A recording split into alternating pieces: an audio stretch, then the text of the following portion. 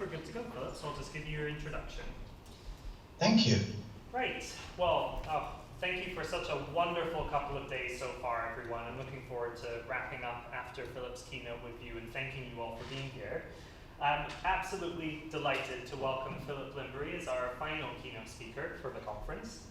As I'm sure many of you are familiar with and aware of Philip's important work, I'm very excited to hear about his ideas about extinction or regeneration, why we all need a better legal future for animals.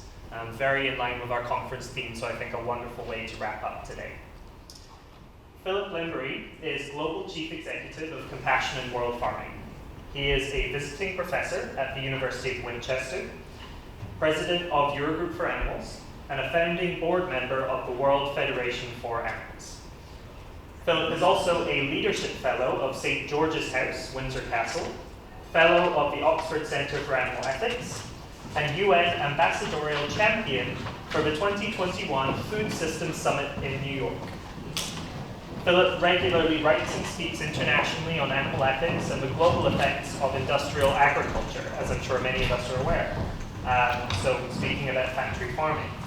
His most recent books include Farmageddon, The True Cost of Cheap Meat, published by Bloomsbury in 2014, Dead Zone, Where the Wild Things Were, published by Bloomsbury in 2017, and 60 Harvests Left, How to Reach a Nature-Friendly Future by Bloomsbury, published in 2022.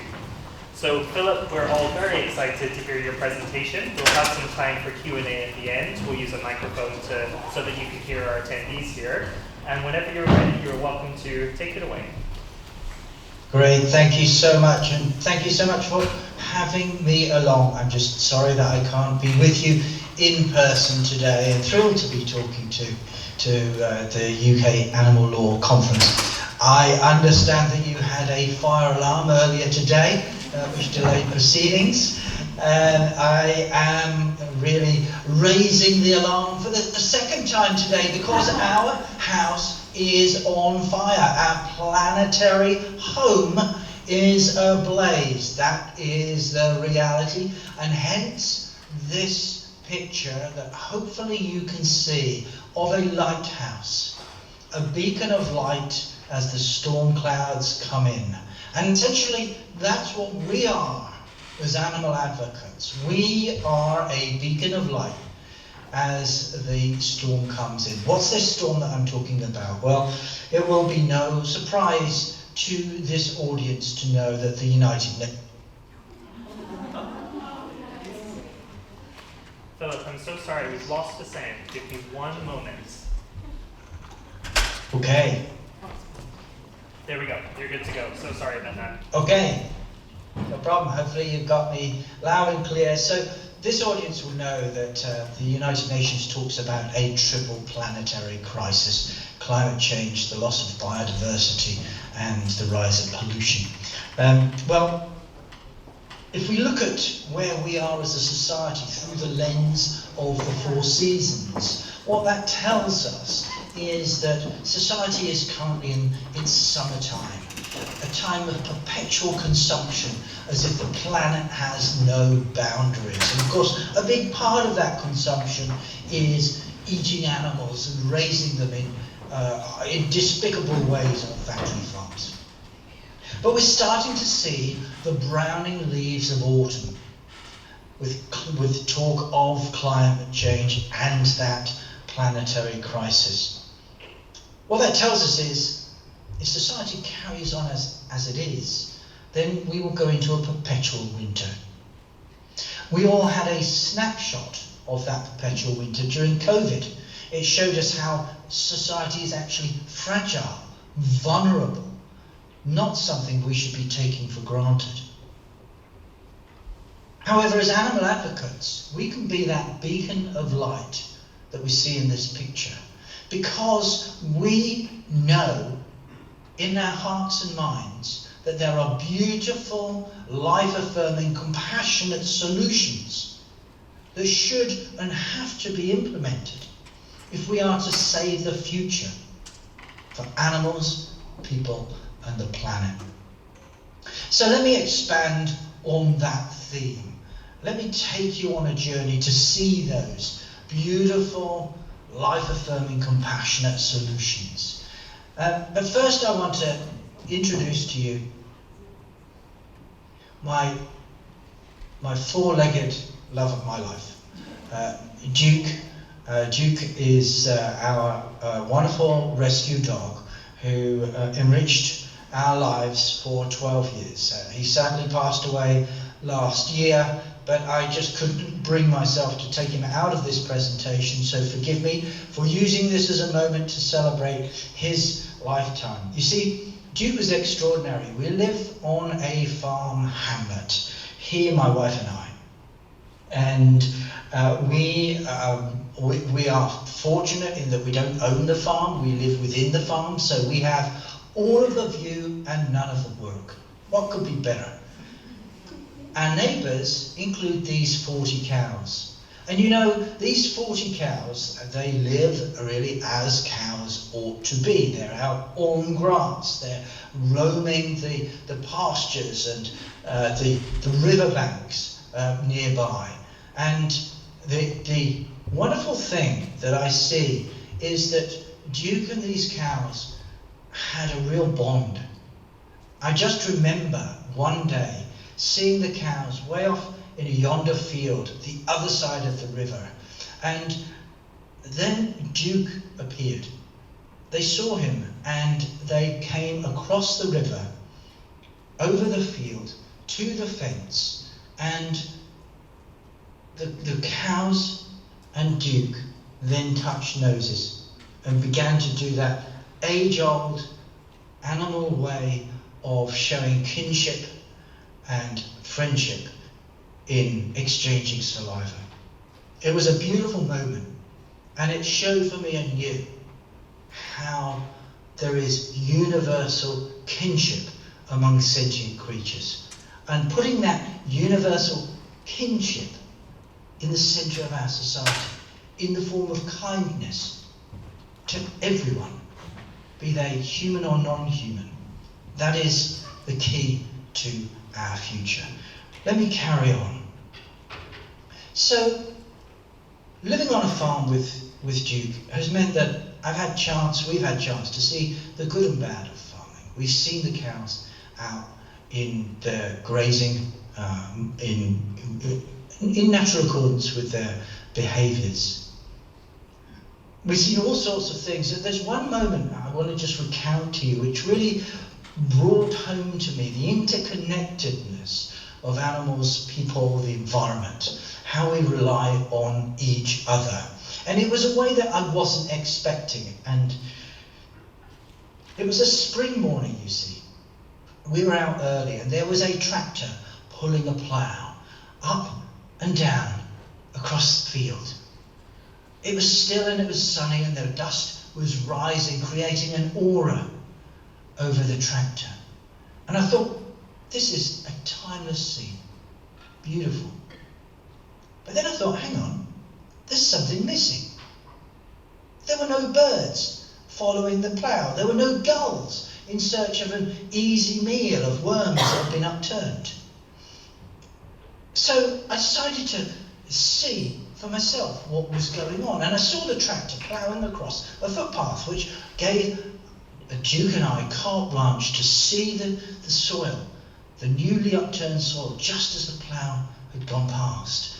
I looked down, I stared, and do you know what I saw? Nothing. There were no worms, no beetles, no bugs trying desperately to get back into their home, just turned upside down. The soil was lifeless. It was sand. Duke and I could have been walking on the moon. Now that was a field being planted for maize, corn. It's a common crop used for animal feed, and that field was soon covered in artificial fertilizers and pesticides, which spray nature away. And when the rain came in, we could see that the soil was being washed out into the river. And it put me in mind of Nebraska, the heartland of American agriculture, and the US being the spiritual and practical birthplace of factory farming. I remember walking through huge fields of GM corn, actually, that were being grown using these pesticides and fertilizers in soil-destroying ways. And I remember getting to the end of one of these fields and coming across a feedlot, a cattle feedlot, where the animals, of course, were kept very differently to our 40 neighbours at home. These cattle were in their hundreds, if not thousands, in dusty paddocks, not a blade of grass in sight. It was eerily quiet. The only sound was the odd cough or wail from the cows, who were otherwise trying to jostle to get inside each other's shadows, to get some respite from the relentless summer sun in Nebraska. That's factory farming, the two sides of factory farming. And it put me in mind of how the soil, animals, non-human animals, and human are interwoven, interconnected in this planet. And we need to take note of that. We just talked about the two sides of factory farming, because factory farming is seen as, of course, where the animals are kept caged, crammed and confined, and it's something which is rife across the UK. We now have more than 1,000 US-style mega farms in the UK. That number is up 20-30% in the last 5 years. It's a growing problem, not a diminishing one. And it looks like a space-saving idea, doesn't it? Because the animals are confined. But actually it isn't, because in taking the animals out of pastures and woodlands and putting them in cages, feedlots and confinement, we then have to use vast tracts of arable land elsewhere to grow their feed, be it maize, corn, wheat, or soya in the Amazon. And what happens is, when animals are factory farmed, their feed tends to be factory produced, industrially produced, using those chemical pesticides and fertilizers. And what happens is the fields get bigger into big prairies. And as they get bigger, the trees, the bushes and the hedges disappear. And so the chemical sprays come in, and so the insects and the wild flowers that create the seeds that are needed by the birds, the bats, the bees, and just about everything else disappear, until you're left with the crop. And then, of course, I don't need to tell this audience that we then take that crop and feed it to those factory farmed animals who waste the vast majority of the food value in terms of calories and protein in conversion to meat, milk and eggs from factory farms. In this way, we waste enough food globally to feed 4 billion people on the planet. What a waste. All of that feeds in to diminishing the soil under our feet. That is why the UN has rightly declared that, carry on as we are, we have just 60 harvests left, 60 years left in the world's soils. That's because we've torn up the contract, the millennial-old contract. You see, if we scroll back 10,000 years ago to the birth of agriculture, more than 10,000 years ago, we as humans were nomads, we were hunter-gatherers. And then we took a decision to settle, to become agriculturalists. And in doing that, we signed a contract with the soil. The soil will look after us, using soil-friendly rotational farming. And that worked. It worked for the best part of 10,000 years, but then a single human lifetime ago, we tore up that contract. We started to take the animals off the land, put them in those factory farms. We started to use these artificial fertilizers and pesticides. We started to erode the soil. Which is why we can add to that triple planetary crisis of climate change, the loss of nature and pollution. We could add increased pandemics, as this audience will be aware, but we absolutely should add the fact that the soil is going. No soil, no food, game over. So what we know is the only thing that any of us can guarantee going forward is that big change is inevitable. And in that, we as animal advocates can take great comfort, because that change means that there is all to play for in putting kindness at the centre of our society.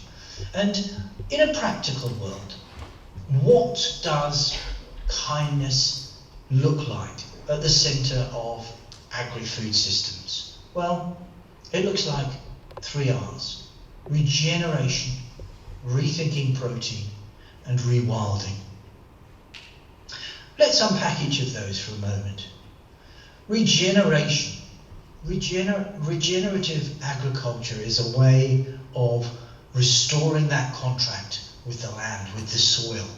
It's about restoring animals to the land in ways which respects their natural behaviours and in ways which replenish soil health and restore biodiversity.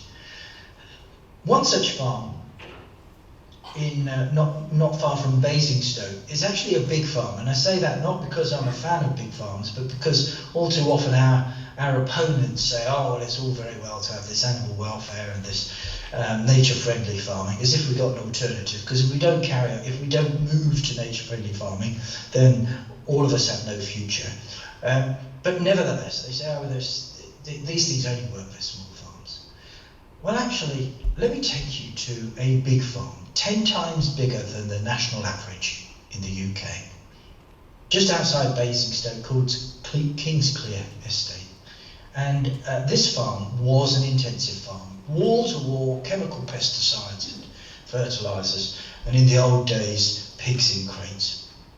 Well, what this farm noticed was that its yields were diminishing. And why were they diminishing? Well, because we tore up that contract. They tore up the contract with the land.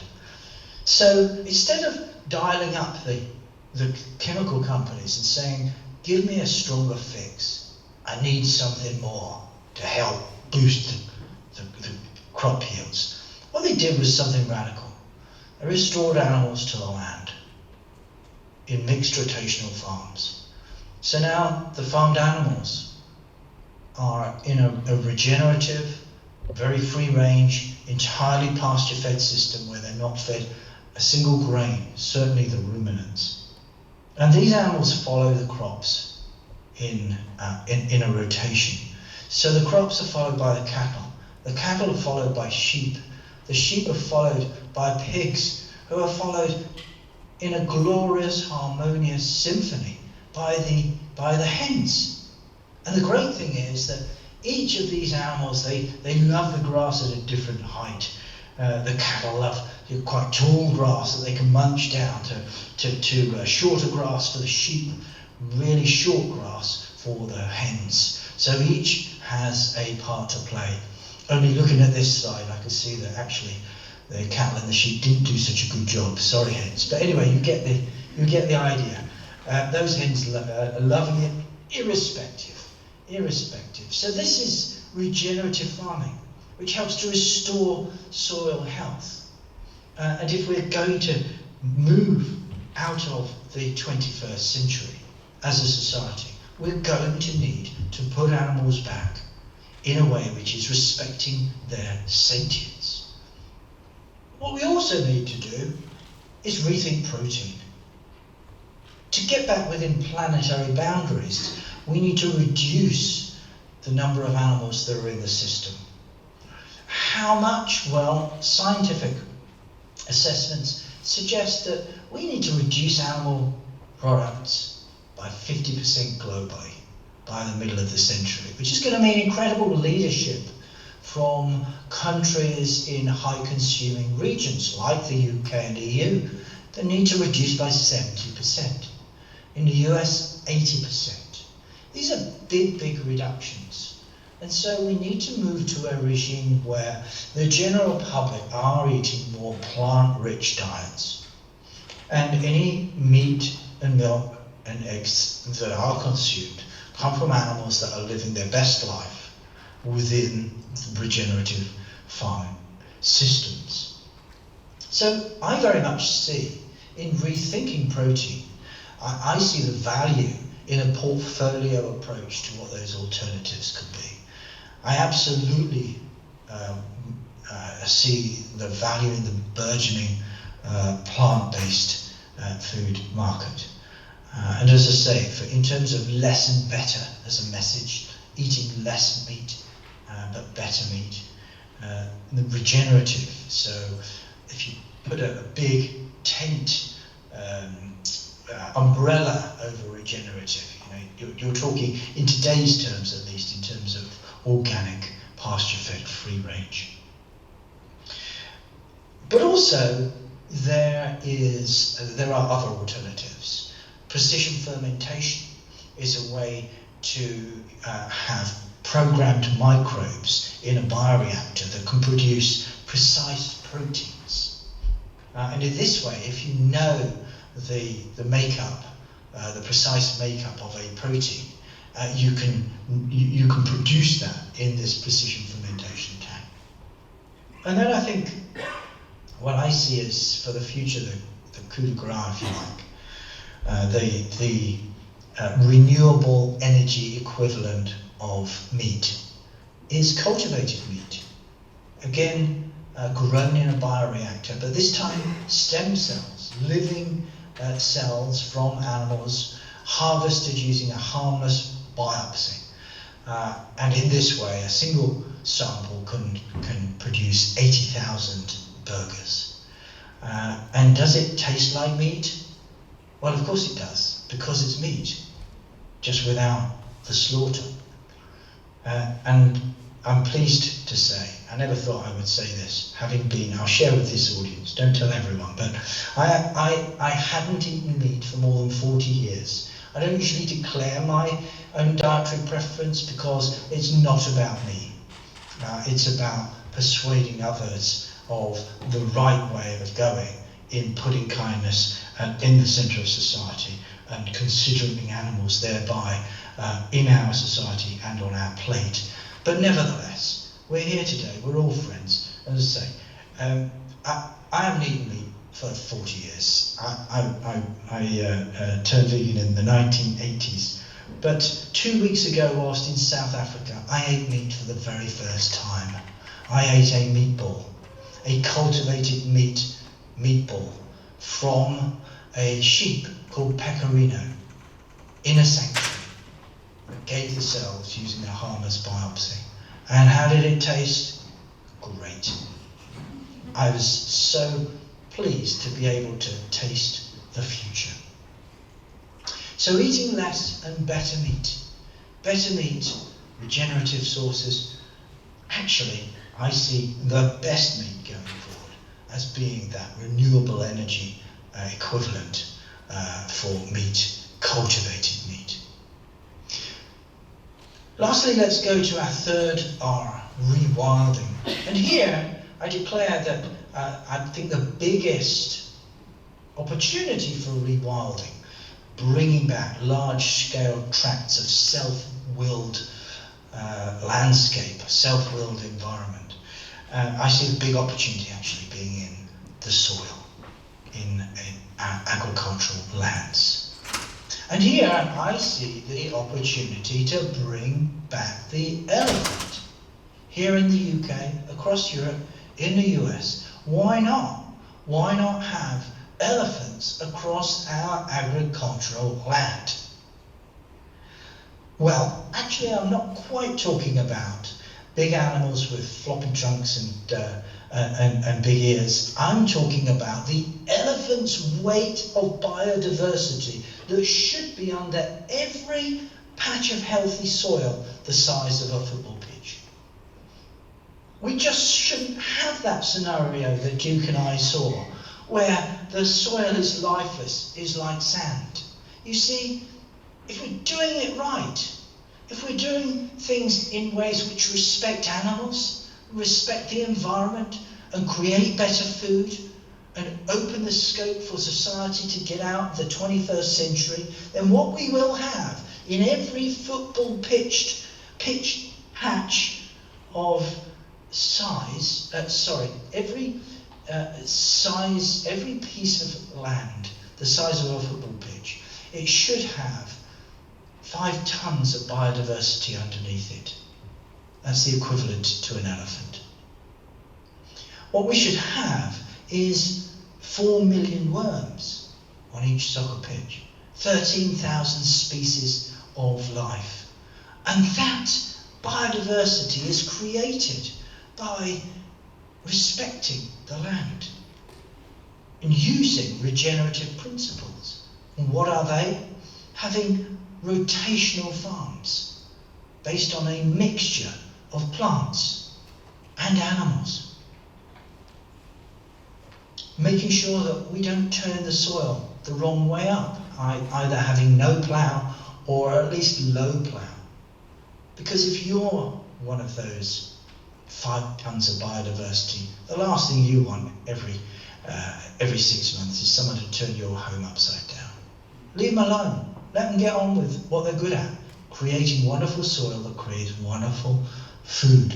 And the wonderful thing about bringing animals back onto the land as part of that beautiful, compassionate, life-affirming solution is that they help turbocharge soil health. And in this way, bringing animals back to the land, respecting their sentiency, means that we can move to a new day.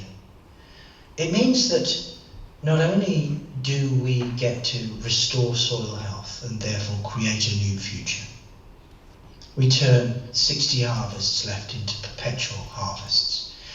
But I believe it means that by the middle of the century, having gotten back into the swing of mixed rotational farming, we can take a decision as a society.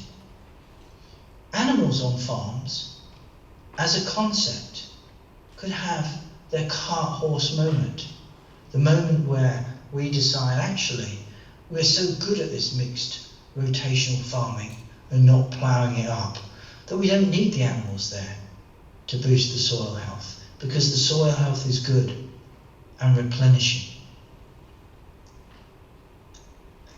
We will have changed our diets to get our diets within planetary boundaries. We will have embraced those plant-based alternatives. We will have harnessed the potential of that renewable energy equivalent of meat. And so society can take that cart-horse decision where actually, why do we need farmed animals? Where does law come in? Law comes in a strong legal advocacy that is making the point that we have to take action, that we have to make sure that animal dignity, animal sentience is at the centre of our society, of the rules of our society, for all our sakes. Compassion in World Farming is taking a legal case against the European Commission for failure to bring forward a date to implement its policy, its promise of banning all cages for animals farmed for food. So I see a big role for animal advocates. I see a big role for legal advocacy in making the point and making the point stick as we move towards that wonderful moment where we as a society can genuinely take that cart-horse decision. So it's a bit of an egg of an idea. As animal advocates, we all have those eggs of ideas and we're nurturing them, a little bit like this sooty tern, one of my favourite birds, with her egg. And when I took this picture, I was really pleased because I thought I've got a picture which shows a proud parent with her egg. And then when I got it home, I realised that actually the egg was hatching. And I could see that there was this gawky, awkward, needy idea of a creature coming out of the egg. And what happened, of course, over the next days and weeks is that the parent bird attentively nurtured her chick, and like the best of ideas that start off as eggs, start off as difficult concepts that society finds hard to embrace at first. They grow up, they have their day, and they become beautiful winged creatures that lift the heavens.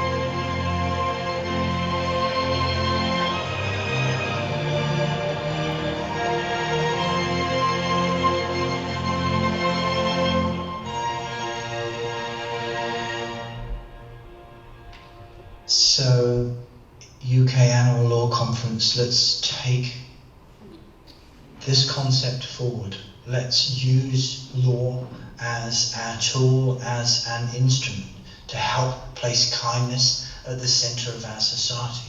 We know we can use the fact that the only thing we can guarantee is that big change is coming. We can use that to our advantage. We no longer have to plead, please, please be kind to animals because it's the right thing. Well, it is. But now, it's the thing which we have to do if we're going to save the future for all of us. So with those winds of change gathering, as those storm clouds coming in, let's put up the biggest sail to catch as much of those winds of change as possible and help them blow the future into the right direction and save the future, end the suffering, and show people that it's no longer a question of can we afford to be kind to animals. The fact is, we can't afford not to. Thank you so much.